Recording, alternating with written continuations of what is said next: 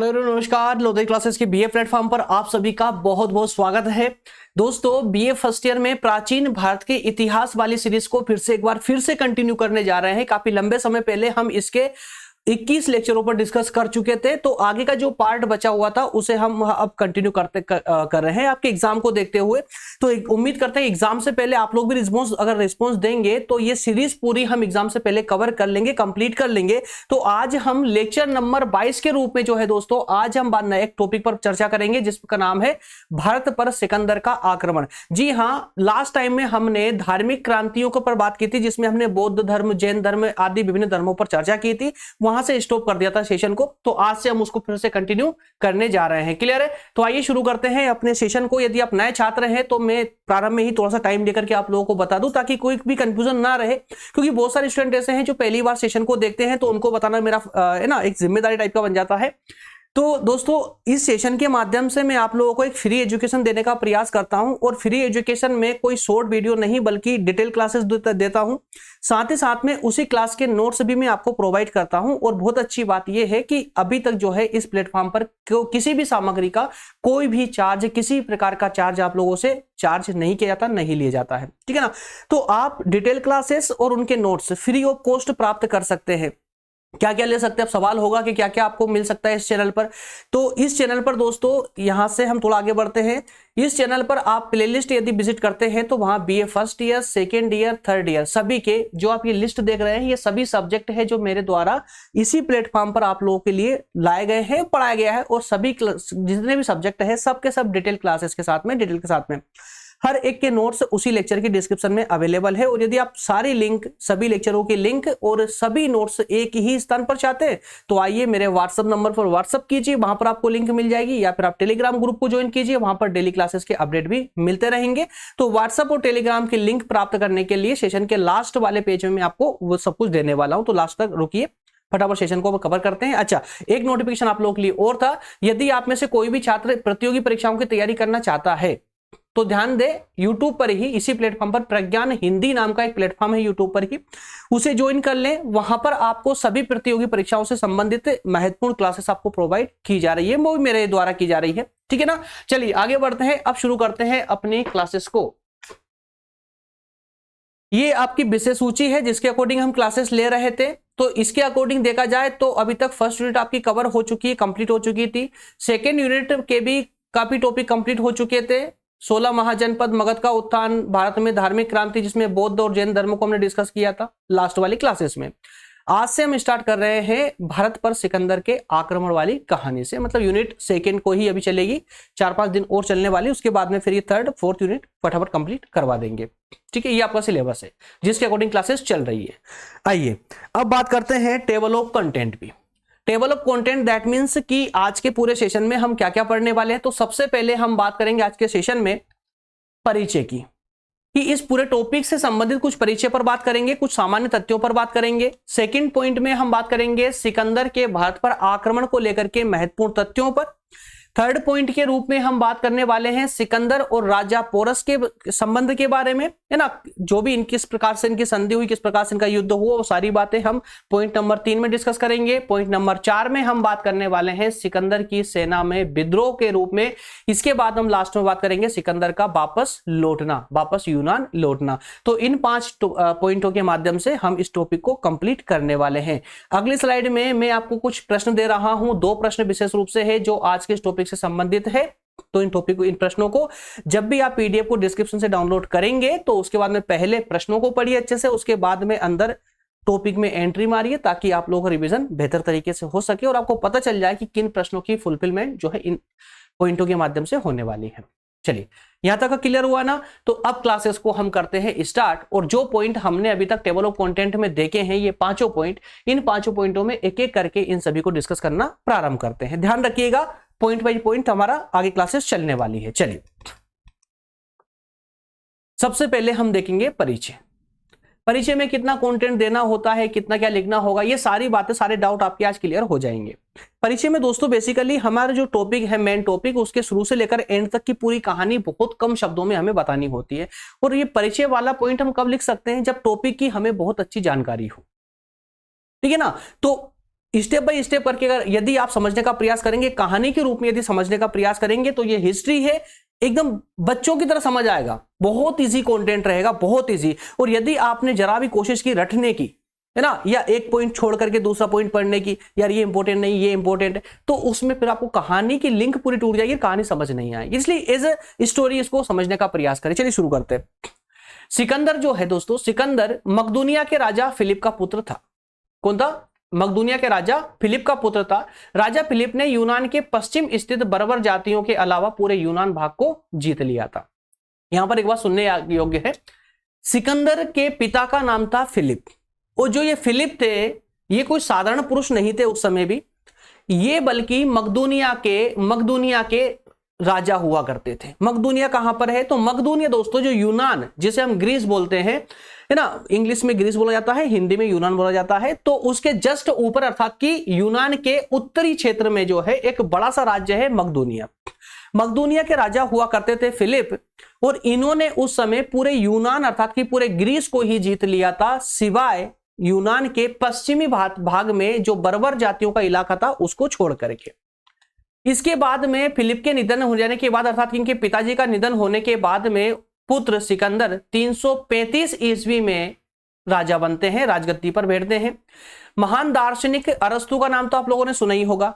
तो अरस्तु के द्वारा सिकंदर को शिक्षा दी गई थी। चूंकि सिकंदर एक महत्वाकांक्षी व्यक्ति था, वह पूर्व यूनानी योद्धा हरक्युलस और साइरस से काफी प्रभावित था, उनका अनुसरण करना चाहता था, अपने जीवन काल में उनका अनुसरण करना चाहता था, और इसी दृष्टिकोण से उसने आगे विश्व विजय की योजना का निर्धारण किया, योजना बनाई।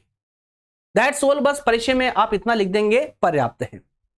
ठीक है, सिकंदर किसका पुत्र था? फिलिप का पुत्र था। फिलिप कौन थे? मकदूनिया के सम्राट हुआ करते थे, राजा हुआ करते थे। उनका पूरे यूनान पर कब्जा था। तो जब यूनान पर उनका पूरा कब्जा था पश्चिम क्षेत्रों को छोड़ करके, तो समझिए कि ये सारी बागडोर है ना सिकंदर के हाथ में अपने आप आ चुकी थी, उनके पिता का देहांत होने के तुरंत बाद ही।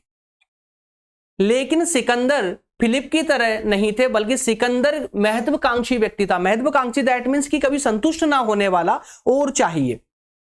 क्लियर है? तो यूनान को जीतने के बाद में उनकी आकांक्षाएं और बढ़ने लगी। अब वो विश्व विजेता का सपना देखने लगे थे, और विश्व विजेता का सपना देखने के दौरान ही उन्होंने योजना बनाना प्रारंभ कर दिया।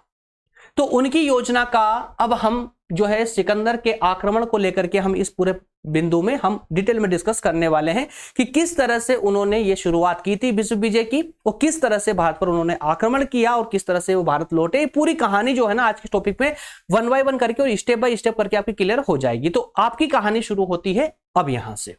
ठीक है, हिंदी इंग्लिश दोनों में ही कंटेंट चल रहा है। इंग्लिश मीडियम वाले बच्चे भी परेशान ना हो, उनके लिए भी कंटेंट रिवीजन के लिए पर्याप्त मिलेगा, और हिंदी वाले भी बस समझ आप जो है टॉपिक को हिंदी में लेंगे तो इंग्लिश में भी रिवीजन लगाने में कोई तकलीफ नहीं होगी। चलिए, सिकंदर ने 331 ईस्वी में एक विशाल सेना संगठित की। अब आपको बात पता है कि उन्होंने राजगद्दी पर कब बैठे थे? 335 ईस्वी में, 335 ईसा पूर्व में, माफ कीजिएगा ईसा पूर्व में। ठीक है, और ईसा पूर्व में जो सन होती है ना वो माइनस में होती है, पीछे चलती थी। जैसे 335 में गद्दी पर बैठे, 331 में मतलब 4 साल बाद ही उन्होंने एक विशाल सेना का संगठन किया। क्यों किया? किसी एक विशेष उद्देश्य के लिए, एक सैनिक अभियान चलाने के लिए। और इस अभियान के तहत उन्होंने सबसे पहले माइनर एशिया, सीरिया और मिस्र को जीतने का प्रयास किया, और संभवतः जीता भी। और अपनी विश्व विजय की लालसा में उसने ईरान पर भी आक्रमण कर दिया। ईरान को जीतने के बाद अब वह भारत पर आक्रमण करना चाहता था। और जैसे ही भारत के गद्दारों को पता चला कि सिकंदर, यूनान का सिकंदर भारत पर आक्रमण करने के लिए ललायित है, वैसे ही भारत के जितने भी देशद्रोही लोग थे, देशद्रोही राजा थे, उन्होंने यहां तक कि सिकंदर को आमंत्रित तक कर दिया, न्योता तक दे दिया कि आइए आप भारत पर आक्रमण कीजिए, हम आपका साथ देंगे। और ऐसे ही दोगले लोगों में या दोगले राजाओं में एक राजा था, तक्षशिला का राजा आम्भी। आम्भी ने, विशेष रूप से आम्भी ने सिकंदर को न्योता भेजा, आमंत्रित किया भारत पर आक्रमण करने के लिए। ये आमंत्रण पाकर सिकंदर जो है भारत विजय का सपना देखकर अब वो आगे बढ़ चुका था। कहानी कंटिन्यू रहेगी। सिकंदर ने सबसे पहले, अब चूंकि देखिए सिकंदर जब यूनान से भारत आक्रमण के लिए आता है तो रास्ते में ऐसा तो नहीं कि सीधा भारत पर ही आक्रमण करेगा, रास्ते में जो भी राज्य मिलेंगे वो उनको रोकने का प्रयास करेंगे, संभवतः उनके बीच में युद्ध होगा। तो ऐसे ही कई सारे युद्ध सिकंदर के द्वारा भारत आने से पहले रास्ते में लड़े गए थे। सिकंदर ने सबसे पहला आक्रमण किया हिंदू कुश के शासक पर, जिसका नाम था शशिगुप्त। क्या नाम था? शशिगुप्त। शशिगुप्त परास्त हुआ और वह सिकंदर का मित्र बन गया और भारत विजय में उसके साथ हो लिया, एक सहायक के रूप में बन गया वो, और उसकी सेना को सिकंदर की सेना के साथ मिला लिया। इसके बाद में सिकंदर जो है अब राजा आम्बी से मिलने के लिए तड़प रहा था, क्योंकि आम्बी से मिलने के बाद ही वास्तविक भारत विजय का सपना उसका पूरा हो सकता था सिकंदर का। तो आम्बी से मिलने के लिए आगे बढ़ा, लेकिन तक्षशिला के मार्ग में स्वतंत्रता प्रिय एक विशेष जाति पाई जाती थी जिसका नाम था अश्वक जाति।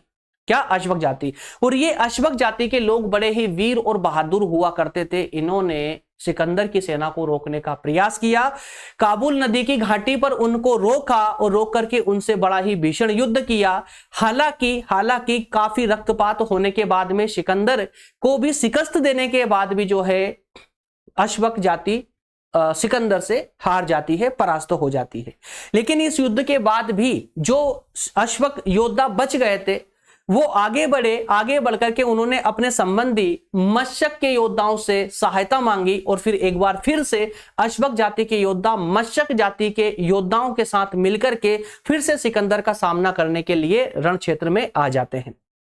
और इस बार इतनी भयानक टक्कर होती है दोनों ओर से कि यहां पर सिकंदर को अब महसूस होने लगा था कि वो युद्ध हारने ही वाला है, लेकिन जब किस्मत किसी का साथ दे तो जीती हुई बाजी भी हार जाते हैं। इसी तरह से सिकंदर का उस समय किस्मत साथ दे रही थी और अचानक ही संयोगवश ही अश्वक जाति के योद्धाओं के जो सेनापति थे जिनका नाम था अश्वकर्ण, तो अश्वकर्ण की जो है युद्ध में तीर लगा और तीर लगने से वो घायल हो गए, जिसके कारण अश्वकर्ण अर्थात कि जो मशक और अश्वक जाति के योद्धा थे उनकी सेना छितर बितर होने लगी, घबराने लगी।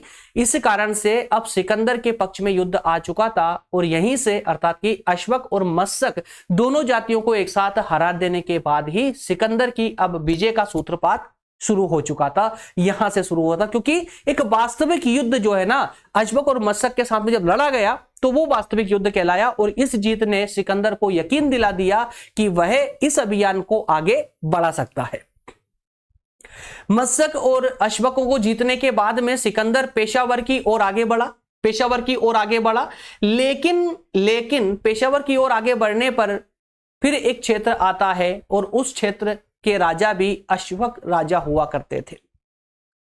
अश्वक राजा को जब पता चला कि सिकंदर एक विशाल सेना लेकर के हमारे राज्य की ओर बढ़ रहा है, तो अश्वक चूंकि योद्धा थे, इन्होंने तय कर लिया कि इनके साथ हमें युद्ध लड़ना है। तो अश्वक राजा ने अपनी सेफ्टी के अनुसार, अपनी सुरक्षा के दृष्टिकोण से उन्होंने पुष्कलावती का जो एक दुर्ग था, किला है, उसमें शरण लेकर के और युद्ध करना प्रारंभ किया। अंततः वे पराजय हो गए। हालांकि वो पराजित हो गए, काफी बड़ा युद्ध लड़ा गया था, काफी भीषण युद्ध लड़ा गया था, अंततः वो पराजित हुए। सिकंदर के लिए अब तक्षशिला का मार्ग प्रशस्त मतलब आसान हो चुका था। अश्वक और मशक जातियों को हरा देने के बाद में अब सिकंदर तक्षशिला आसानी से पहुंच सकता था, जहां देशद्रोही आम्बी उसके स्वागत के लिए बड़ा ही आतुर था। सिकंदर ने सिंधु नदी पार कर तक्षशिला गया और आम्बी से संधि करके उसे अपना सामंत नियुक्त कर लिया। दोस्तों यहां पर आपको कंफ्यूज मत होइएगा, नदियों को विशेष रूप से याद रखिएगा, क्योंकि अगर आपने देखा होगा तो हमारे भारत में उत्तर की ओर अगर देखा जाए तो 5 नदियों से मिलकर के एक नदी बनती है जिसे हम पंचनद कहते हैं। एक नदी जो कौन सी? सिंधु नदी बनती है। कहां पर?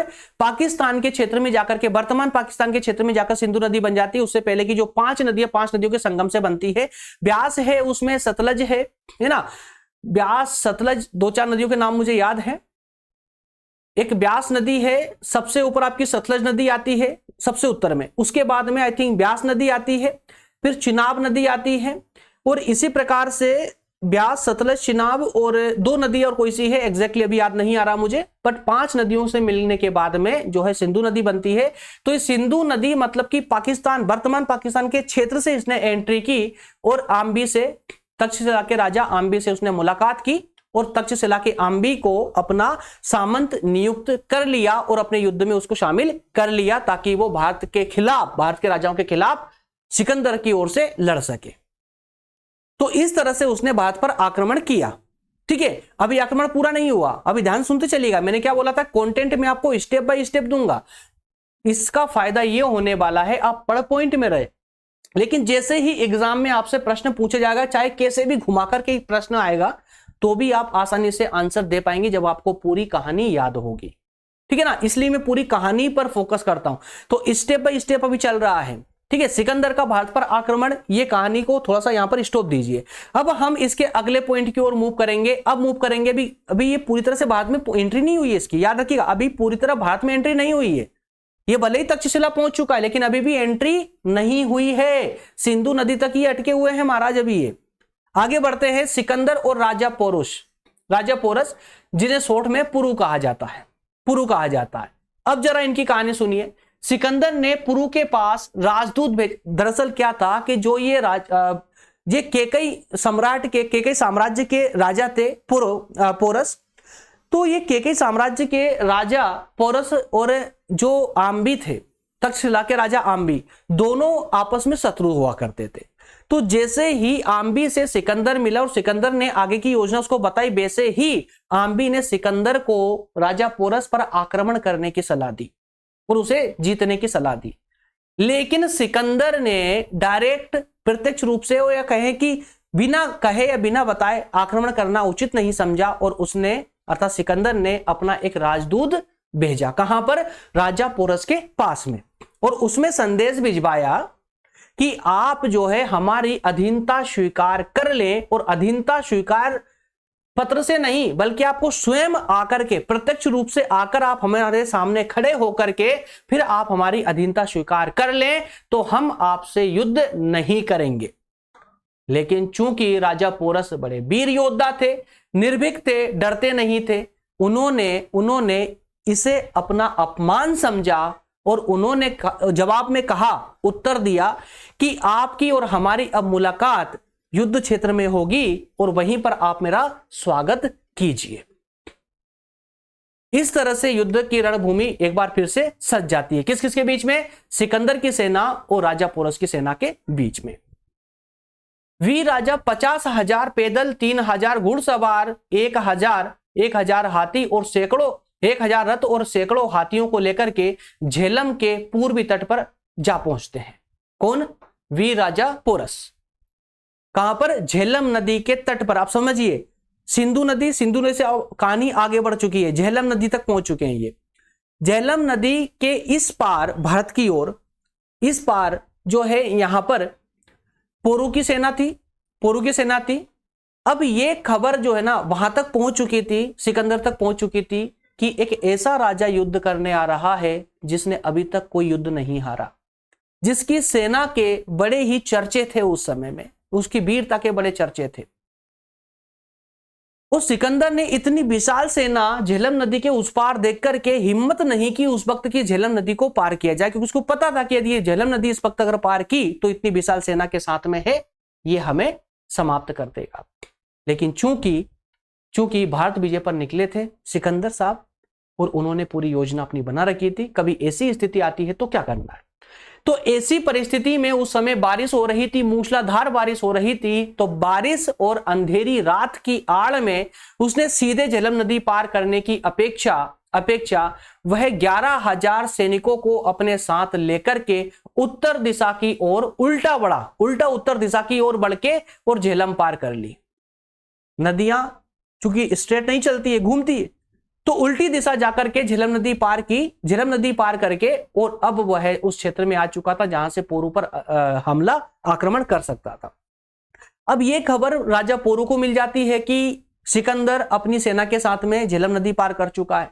यह खबर मिलते ही राजा पोरू जो थे, इन्होंने अपने पुत्र को भेजा सिकंदर को रोकने के लिए, अपने कुछ सेना की टुकड़ी भेज करके, लेकिन उनके पुत्र असफल रहे। जैसे ही पुरु को यह पता चला कि वो असफल रहे तो वो स्वयं अपनी सेना के साथ बितस्ता जाकर के युद्धरत हो गए, मतलब कि उन्होंने अब सीधे प्रत्यक्ष रूप से वो खुद ही युद्ध क्षेत्र में चले गए, युद्ध लड़ने लगे। युद्ध स्टार्ट होता है दोनों ही सेनाओं के बीच में, यूनानी सेना और वीर पुरु के बीच में घमासान युद्ध हुआ, घमासान युद्ध हुआ। इस युद्ध की रणनीति कुछ इस प्रकार की थी कि सिकंदर की सेना ने पथरीली जमीन चुनी युद्ध करने के लिए, ताकि वो अपने घुटनों पर बैठ करके, घुटने पर धनुष रख करके और तीरों की बारिश कर सके। और वास्तविक रूप से उन्होंने 11,000 सैनिकों ने जब उन पर बारिश की, पुरु के सेना पर बारिश की, तो वो शुरू में तो बचाव अपना करते रहे। आगे चल करके जब बचाव करने की क्षमता कम होने लगी तो उन्होंने, अर्थात कि राजा पुरु की सेना ने हाथियों की आड़ ली, हाथियों से अपने आप का बचाव किया। लेकिन काफी देर तक बाणों की बारिश होने के कारण वो हाथी भी विचलित हो उठे और राजा पुरु की सेना को ही रौंदने लग गए। इससे क्या हुआ, राजा पुरु की जो सेना थी वो कमजोर पड़ने लगी, विचलित होने लगी। लेकिन इसके बाद भी राजा पुरु बड़े वीर योद्धा थे, वो मैदान में, युद्ध के मैदान में डटे रहे।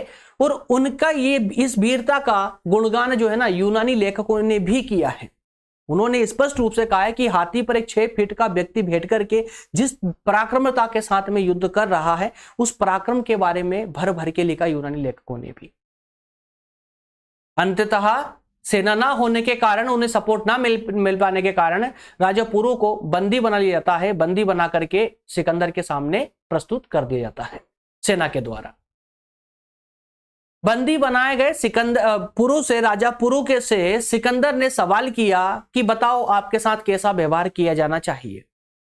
तो निर्भीक राजा पुरु ने उत्तर दिया कि जैसा व्यवहार एक राजा के साथ किया जाता है, मेरे साथ भी वैसा ही व्यवहार किया जाए। अर्थात कि एक हारे हुए राजा के साथ जैसा व्यवहार किया जाना चाहिए वैसा ही किया जाए। अब चूंकि निर्भीक पुरु थे, ये युद्ध क्षेत्र में मरना पसंद करते थे, सर झुकाना नहीं, उस टाइप के राजा थे ये। तो इनकी ये वीरता को सुनकर के सिकंदर खुश हो गया और सिकंदर ने भी अपनी महानता का परिचय दिया और राजा पुरु को उनका जो राज्य था वापस लौटा दिया। सभी बंधनों से मुक्त कर दिया राजा पुरु को और राजा पुरु से मित्रता कर ली। और फिर वो आगे बढ़ा अपने अभियान की ओर। राजा पुरु से मित्रता करने के बाद में तक्षशिला छोड़ दी उन्होंने। तक्षशिला छोड़ करके जब आगे बढ़ने लगे तो कहीं और भी क्षेत्र आए, छोटे मोटे और भी जातियों के साथ उन्होंने युद्ध लड़ा। तो वो मैंने यहां स्लाइड में नहीं रखा है। छोटे मोटे युद्ध लड़े और हालांकि उन्होंने उसी युद्ध के दौरान अब ये पहुंच जाते हैं भारत में कौन सी, ब्यास नदी के तट तक पहुंच जाते हैं। कहां तक, झेलम पार कर ली, अब ब्यास नदी आएगी, ठीक है ना, चिनाब, झेलम, ब्यास। तो अब ये जो है ब्यास नदी के पास आ चुके थे। अब ब्यास नदी के पास आने के बाद में सिकंदर ने अपनी सेना को संबोधित किया, उनको मोटिवेट करने का प्रयास किया और कहा सेना से कि हमें बहुत जल्द अब भारत के आंतरिक क्षेत्र में प्रवेश करना है ब्यास नदी को पार करने के बाद में। लेकिन उसके बावजूद यूनानी सैनिकों ने, अर्थात सिकंदर की सेना ने भारत में अंदर एंट्री करने से साफ मना कर दिया। हालांकि इसके पीछे कई कारण बताए जाते हैं, कई, जैसे कि हमने कई स्टोरियां सुनी है, कई विभिन्न प्रकार की किताबें पढ़ी हैं, सब में अलग अलग रीजन बताए जाते हैं कि सिकंदर की सेना ने भारत में प्रवेश क्यों नहीं किया था, है ना। लेकिन यहां पर सिर्फ इतना ही है कि उनके थक जाने के कारण, भारतीय सैनिकों की वीरता के गुणगान सुनने के कारण, और अगर ये ब्यास नदी को पार करके भारत में एंट्री करते तो उस समय इनको नंद वंश से सामना करना पड़ता। तो नंद वंश की शक्ति के कारण, भारत की उस समय की और उस स्थान की जलवायु के कारण, यूनानी सैनिकों की थकान के कारण, तो ऐसा कई कारण थे जिसकी वजह से सेना ने आगे बढ़ने से साफ साफ मना कर दिया। मतलब राजा के विरुद्ध ही विद्रोह बोल दिया कि अब हम आगे और युद्ध नहीं लड़ेंगे और आगे नहीं बढ़ेंगे। सिकंदर ने बहुत प्रयास किया उनको समझाने का, उनको मोटिवेट करने का, उनको कई प्रकार के लालच भी दिए, सब कुछ दिया, लेकिन सेना अंततः नहीं मानी। और आखिरकार सिकंदर ने निराश होकर के और हताश होकर के एक वाक्य कहा। उसने कहा, निसंदेह, क्या कहा, निसंदेह बहरे कानों से मेरे शब्द टकराते रहे, मैं ऐसे कायरों को उत्साहित करता हूं जिनके हृदय त्रास से भर गए हैं। ये श्लोक या ये शब्द उसने, ये कथन अंतिम रूप से जब उसने खुद हार मान ली कि अब मेरी सेना आगे नहीं बढ़ने वाली है, तब उसने ये शब्द कहे थे। इस प्रकार से सिकंदर की सेना में विद्रोह हुआ तो ये आगे बढ़ नहीं पाए, अंतिम रूप से इन्हें वापस लौटना पड़ा। लेकिन चूंकि दोस्तों याद रखिएगा, जो एक बार एंट्री हो गई ना, तो इसका मतलब ये नहीं कि वो वापसी बहुत आसानी से कर पाए। वापस जाने में भी उनको कई समस्याओं का सामना करना पड़ा, कई युद्ध लड़ने पड़े, क्योंकि जिस राज्य से, जिस क्षेत्र से भी निकलते थे, वहां के राज्य या वहां के क्षेत्र के जो लोग थे वो यही समझते थे कि ये हम पर ही आक्रमण करके हमको जीतेगा, और संभवतः जीत रहे थे। इसी कारण से बीच बीच में कई क्षेत्रों में इनको फिर से युद्ध करना पड़ा। तो सिकंदर के वापस लौटने के स्थान स्थान पर गणराज्यों ने छापामार पद्धति से सिकंदर की सेना को झकझोर दिया। सबसे पहले झेलम नदी के मार्ग से प्रस्थान कर पुरु राज्य की सीमा छोड़ते ही सिकंदर को राजा सोबुती से संघर्ष करना पड़ा। उसके बाद में शिवी की जनता ने 40,000 सैनिकों के साथ सिकंदर का मार्ग रोका। हालांकि ये सब हारते गए सिकंदर की सेना से, लेकिन इन्होंने काफी विचलित कर दिया। उसके बाद में अलगस्त लोग वीर और योद्धा हुआ करते थे। अलगस्त सेना ने सिकंदर को भारी नुकसान पहुंचाया। स्वाभिमानी होने के कारण पराजय के पूर्व ही उन्होंने अपनी स्त्री और बच्चों को अग्नि में झोंक दिया और युद्ध कर वीर गति प्राप्त की। ये ऐसी महानता हुआ करती थी अलगस्त जाति के लोगों में। तो ये अलगस्त के लोग थे जो युद्ध में जाने से पहले उनको पता था कि हम वीर गति को प्राप्त हो जाएंगे, उसके बावजूद ये युद्ध करने गए और अपने बीवी बच्चों को आग के हवाले कर दिया। राजस्थान में होता था ना जौहर, मध्यकाल में, उस एक प्रकार की जौहर प्रथा को इस प्रथा ही समझ लीजिए। उसके बाद में मालव रावी नदी के दक्षिण भाग में बसे हुए थे। मालव जाति अलग हुआ करती, ये रावी नदी के दक्षिण भाग में बसे हुए थे। यूनानी सेना ने मालव गणराज्य पर धावा बोल दिया। क्यों बोला? क्योंकि मालव जो राजा थे, इनको लगा कि सिकंदर अब हम पर हमला करने वाला है। इस हेतु उसने सेना का संगठन करना प्रारंभ कर दिया, और यह बात सिकंदर की सेना को या सिकंदर को पता चल जाती है। इसलिए मालव को योजना बना पाए उससे पहले ही सिकंदर ने मालव राज्य पर हमला कर दिया। वीर मालव सैनिकों ने यूनानी सेना का वीरता से सामना किया। मालवगढ़ के तीर से सिकंदर बुरी तरह घायल हो गया था। यह नाम विशेष रूप से आप लोग याद रखिएगा। मालवगढ़ के तीर से घायल हुआ था सिकंदर, और यही तीर सिकंदर की मौत का कारण बना। सिकंदर को मालवगढ़ के तीर से घायल होने के कारण नासूर हो गया, और वह लगातार रक्तस्राव से वह ज्वरग्रस्त हो गया। मतलब कहने का अर्थ यह है कि मालवगढ़ का तीर लगने से सिकंदर अब कंटिन्यूअसली जो है वो बीमार पड़ने लगा, उसको बुखार रहने लगी। अब जो वो घाव था, अब वो नासूर बन चुका था। उस नासूर से रक्त अर्थात कि ब्लड जो है कंटिन्यू बह रहा था। घाव के नासूर में बदल जाने के कारण अंततः 323 ईसा पूर्व मात्र 32 वर्ष की आयु में सिकंदर की मृत्यु हो गई। सोचिए, 32 वर्ष की अवस्था में उसने इतना रायता फैला दिया था। समझिएगा, 332 ईसा पूर्व में वह मरा था, और उसकी गाथा को, उसकी कहानी को हम आज भी पढ़ा रहे हैं। 32 वर्ष की मात्र कहानी थी ये, 32 वर्ष का मात्र व्यक्ति था। तो इस प्रकार की थी। इसी कारण से सिकंदर को सिकंदर नहीं बल्कि महान सिकंदर कहा जाता है। इसके अदम्य साहस के कारण, इसकी अदम्य वीरता के कारण इसे महान सिकंदर के रूप में संबोधित किया जाता है। ये थी एक छोटी सी कहानी सिकंदर की। अगले सेशन में हम चर्चा करेंगे सिकंदर से आगे की स्टोरी। सिकंदर से आगे की स्टोरी दैट मीन्स कि सिकंदर के वापस चले जाने के बाद में, अब चूंकि सिकंदर जब भारत से गया तो सिकंदर ने जितने राज्यों को जीता था वहां पर हर राज्य में अपना प्रतिनिधि छोड़ दिया था, ताकि वो अपने अनुसार शासन चला सके और उसका लाभ सिकंदर को मिल सके। भारत में भी कुछ राज्य, कुछ छोटे छोटे क्षेत्र थे, छोटी छोटी रियासतें थी जिनको जीता था उसने, वो सिकंदर के अनुसार वो रियासतें चल रही थी। लेकिन उसके बाद में नंद वंश, भारत में नंद वंश का शासन समाप्त होता है और मौर्य राजवंश की स्थापना हो जाती है। किसने की थी? चंद्रगुप्त मौर्य ने की थी। है ना।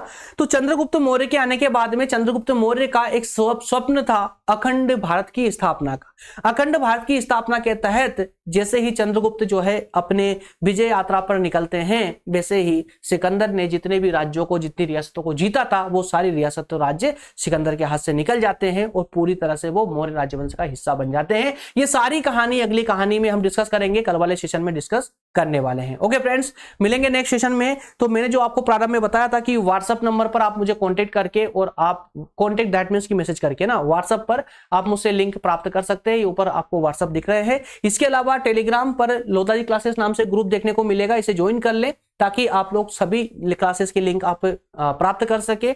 और ये सब कुछ जो है ना, सब निःशुल्क है, कहीं पर कोई चार्ज अभी तक नहीं देना है आपको।